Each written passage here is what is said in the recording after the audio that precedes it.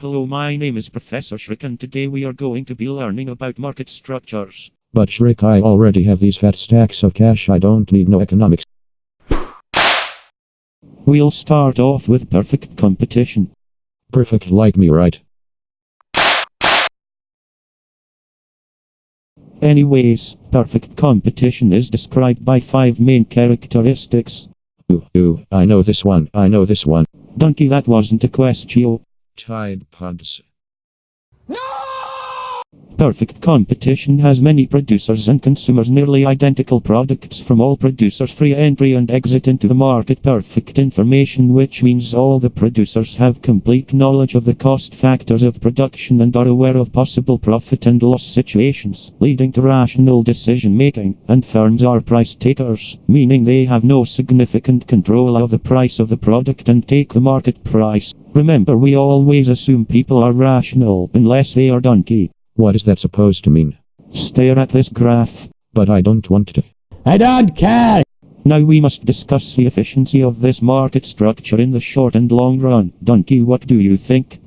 Well, I don't care! They can be efficient in the short run for producing economic profit, but in the long run they will make zero economic profit because new firms will enter the market. Donkey! huh. Pay attention! This is going to be on your comprehensive advanced placement capstone honors SAT PZMTAVCRQZ exam. An example of an industry in this market is something you should be very familiar with, donkey. What, the drug cartels? No! The agriculture industry. My poor brother used to slave away pulling plows for those people. Oh, good times. This industry fits into this market structure almost perfectly because it has many farmer producers, almost identical products because one farmer's corn is only so different from another farmer's. I would like to disagree. Oh, for 5 minutes. Could you not be yourself? For 5 minutes! As I was saying, easy entry and exit to the market because you can easily do something else or grow different crops instead of the ones you are growing. Perfect information because everyone knows the price to sell at, and price takers because if you sell your product for more than the market price no one will buy, and if you sell for less you will make a loss.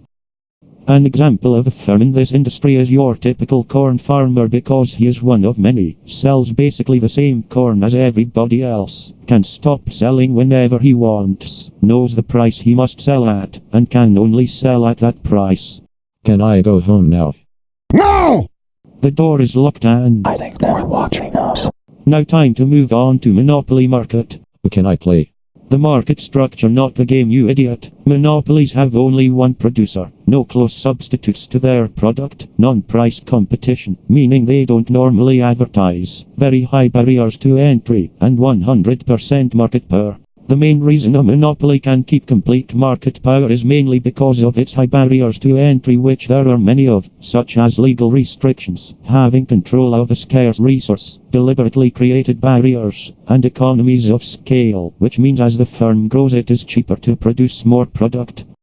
There are also many types of monopolies such as natural monopolies, monopolies that exist because of the high startup costs of operating a business in a particular industry, technological monopolies, where someone creates a new invention and patents it to protect and sell it in the market without competition for a couple years, and government monopolies, which exist because only the government can produce a certain thing such as printing money. A monopoly also has a special supply and demand. Special supply because there is no supply curve and they will try to produce where their marginal revenue received from selling another unit is equal to their marginal cost of producing another unit to maximize profits. And special demand because their demand curve is the curve for the entire industry and they will always produce in the upper elastic portion of the demand curve. Monopolies also have a special form of profit maximizing, but not by charging the highest price possible because if they did that no one would buy. They charge a price where the quantity produced, which is determined by M equals MC equals the demand curve. Monopolies can also price discriminate, meaning they will charge a different price depending on the consumer, like kids' tickets being cheaper and senior discounts. Donkey, I'm seriously surprised to see you haven't made any sudden outbursts in a while. Are you feeling okay? Wait a minute, are you asleep? I swear if you are asleep I am going to kill you. Donkey, wake up! What happened? You just fell asleep for almost the entirety of the Monopoly lesson. No, I didn't prove it. How efficient are monopolies? Obviously the most efficientest of all of them. No! They are neither allocatively or productively efficient, making them the most inefficient form of market. That is exactly what I meant to say. Maybe I can recover some of the information you lost by making you stare at this graph. 2,000 years later. Well, Donkey, how do you feel? I see everything! An example of an industry in this market was oil back in the days of Rockefeller. God, you are old. Shut up. Standard Oil was a monopoly because they had complete control over the oil industry. There were no substitutes to oil, and very high barriers to entry. Time to move on to, drum roll please. Monopolistic competition. Boo! You stink! That's literally what we just did. No, monopolistic competition is a hybrid between a monopoly market and perfect competition with attributes from both structures. In monopolistic competition there are many firms producing products, each with a small percentage of the market share, free entry and exit to the market, perfect information, and differentiation of products. This differentiation of products is the main quality of monopolistically competitive firms and is shown in the forms of brand name, products, attributes and more. In the short run, competitive firms can make a significant economic profit by advertising and differentiating, but in the long run, as more producers enter the market, that economic profit will decrease to zero. Donkey, it's that time again. How efficient do you think this market structure is? Well, the price is greater than the marginal cost, so it is not allocatively efficient, and the price is greater than the average total cost, so it is not productively efficient, and there is a deadweight loss. Well, wow, that's actually correct. How did you know that? I was reading off of this. That makes a lot more sense. An example of an industry in this market would be shoes. Oh, I know all about the shoe industry. Just look at these sick kicks.